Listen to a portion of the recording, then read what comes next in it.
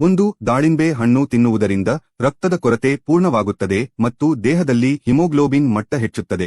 2. Papaya ತಿನ್ನುವುದರಿಂದ ಹೊಟ್ಟೆ ಸುಲಭವಾಗಿ ಸ್ವಚ್ಛವಾಗುತ್ತದೆ ಮತ್ತು ಜೀರ್ಣಕ್ರಿಯೆ ಸಮಸ್ಯೆಗಳು ದೂರವಾಗುತ್ತವೆ. 3. ಪೇರಳೆ ಹಣ್ಣು ತಿನ್ನುವುದರಿಂದ ದೇಹಕ್ಕೆ ತಂಪು ಸಿಗುತ್ತದೆ. ಇದು ನಿರ್ಜಲೀಕರಣವನ್ನು ದೂರ ಮಾಡುತ್ತದೆ ಮತ್ತು ಹೊಟ್ಟೆಯನ್ನು ಹಗುರವಾಗಿ ಇಡುತ್ತದೆ.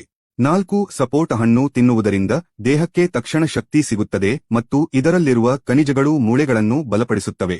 5. ಅಂಜೂರ ತಿನ್ನುವುದರಿಂದ ಜೀರ್ಣಾಂಗ ವ್ಯವಸ್ಥೆ ಸರಿಯಾಗಿರುತ್ತದೆ ಮತ್ತು ದೇಹದಲ್ಲಿ ರಕ್ತದ ಕೊರತೆ ದೂರವಾಗುತ್ತದೆ. 6. ಪರಾಟ ತಿನ್ನುವುದರಿಂದ ಹೊಟ್ಟೆ ಬೇಗ ತುಂಬುತ್ತದೆ ಮತ್ತು ಇದು ಶಕ್ತಿಯ ಉತ್ತಮ ಮೂಲವಾಗಿದೆ, ವಿಶೇಷವಾಗಿ ಉಪಾಹಾರಕ್ಕೆ.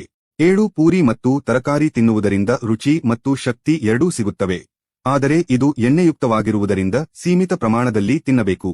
8. ಅನ್ನ ತಿನ್ನುವುದರಿಂದ ದೇಹಕ್ಕೆ ತಕ್ಷಣ ಗ್ಲೂಕೋಸ್ ಮತ್ತು ಶಕ್ತಿ ಸಿಗುತ್ತದೆ.